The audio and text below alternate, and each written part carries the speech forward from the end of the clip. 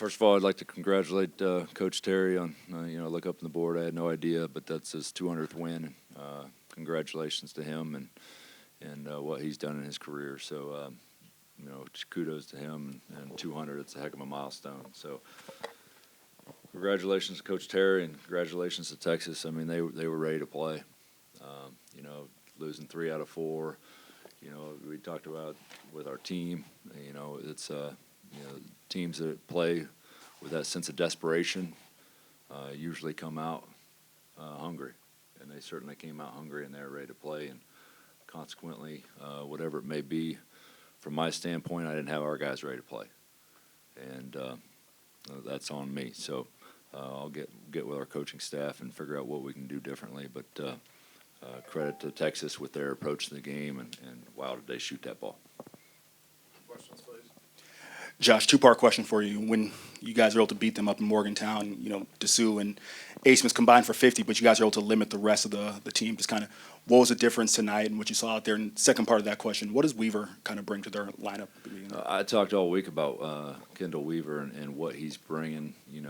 The biggest difference. People kept asking me, whether it be on a radio show or press, or they said, "What's the difference?" We were adding Jesse into the equation, which wasn't there in the first game, but I was giving Kendall Weaver all the credit in terms of the way he approaches the game. And you look at his stat line tonight, 13 points, 6 rebounds. He just makes so many hustle plays, 4 assists, 1 turnover. And his energy, his enthusiasm, his tenacity really brings them an edge that, he's really brought them to a different level. And I think, full credit to him and his approach to playing the game of basketball. That's the way it should be played. Coach, they were 15 of 32 from threes. When they're shooting like that, what can you do defensively? Or is it sometimes, they're just hot and we can't do anything about it? Yeah, I mean, I've seen games like this over the years where, you see a couple go down. Our closeouts weren't very good. We weren't closing out with high hands, so they were getting clean looks.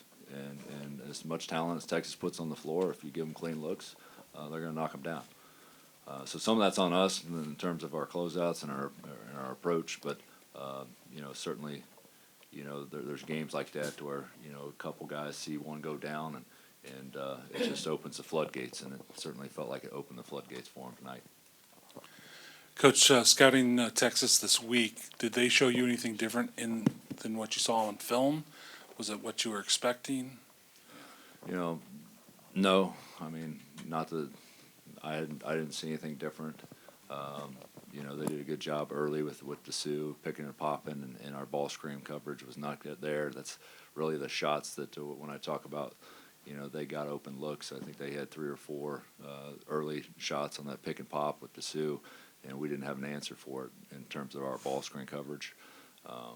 That was, credit to them and seeing that and attacking Jesse from that angle. So, Jesse didn't play in that first game, and they went right at him and understood that they had an advantage there in that ball screen, pick and pop.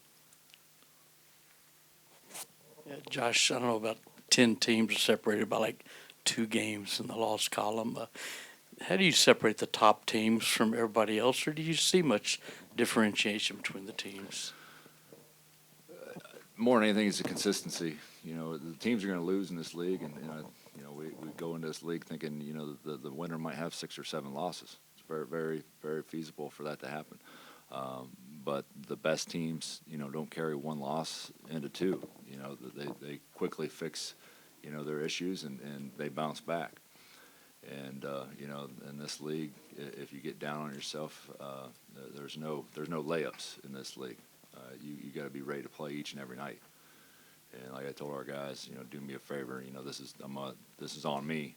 I didn't have you guys ready to play one way or another. I didn't have you guys ready to play, but we have a quick turnaround. We go play a really good TCU team in Fort Worth on Monday. So if you start hanging your head and you can't understand how to flush it and learn from your mistakes, on a quick turn like that, 1 loss can turn into 2 real quick. But even with your record, you beat Texas, you beat Kansas, and you showed up and played some big games. So just I don't know if there's a super team or everybody's kind of the same. No, I mean, there's certainly home court advantage in this league is as good as probably any league in the country. You know, trying to figure out how to win on the road is the challenging part. And, you know, I've been around this league since I was a little kid, and it always seems like whoever can hold serve at home and you know, at worst, split on the road has a chance to win this league each and every year. Any more questions? Thank you. Thank you.